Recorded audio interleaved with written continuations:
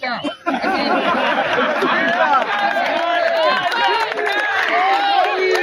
Mr. Speaker, na hii moto yenye imewaka Kenya ni ya karatasi. Kwa hiyo Mr. President, usikuwe na wasiwasi na hiyo moto ya karatasi, wachie sisi tuzime.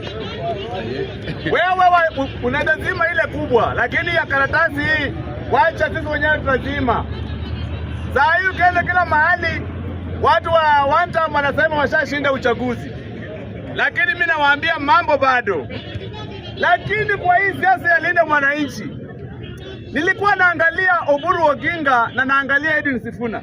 Edwin Sifuna ni kijana mzuri, Oburu ni mzee, lakini ukienda kwa akili, Oburu anafikiria kama kijana, Sifuna anafikiria kama mzee. Kwa sababu gani niseme hivyo? Kwa sababu gani niwaambie hivyo? Kwa sababu Oburu amechukua mambo mbili. Jambo la kwanza, Oburu anasema anataka power. Jambo la pili, Oburu amesema mimi ni party leader na amekaa. Sifuna anasema mimi ni Sifuna. Hiyo tu. Nimeona Sifuna tangu waanze Linda Mwananchi anasemanga tu mimi ni Sifuna. Orenga ametoka nyuma amekuja kusema mimi ni party leader. Sifuna bado ni Sifuna tu. Babu Owino atakuja aseme mimi ni general secretary. Sifuna bado ni Sifuna tu. Mwingine niliona Osoti amekuja amesema mimi ni deputy party leader. Sifuna bado ni Sifuna tu. At the end of the day, Sifuna will harvest nothing out of this Linda Mwananchi. Kwa hivyo na sisi Waluya tunapewa tu mifupa. Ukienda pande hii ni mfupa, ukienda pande hii ni mfupa. Mimi ninaambia Waluya surely bwana mkuje tutengeneze chama. Hii Linda Mwananchi hiyo tayari ni ya Orengo. Ashajitangaza ni party leader, hiyo ni yake.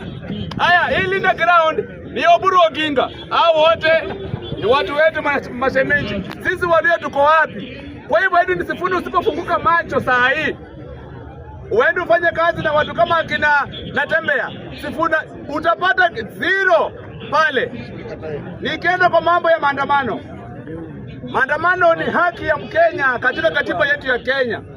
Ni haki yako ya katiba kwenda maandamano, to petition the public authorities. Lakini ile kitu nataka kuambia Wakenya kwamba kesho watu wanaenda maandamano. Nilikuwa nimeambia Wakenya tusiende, lakini nataka kuongeza Gen Z. 2023 wakati maandamano ilikuwa Kenya hii siku ya Sabasaba, Rigathi Gachagua akiwa deputy president aliamukiwa ofisini ili audeploy polisi wakuje kutuhangaisha. Hapa Jacaranda waileta malori kama 20 hapa za kuja kutandika sisi.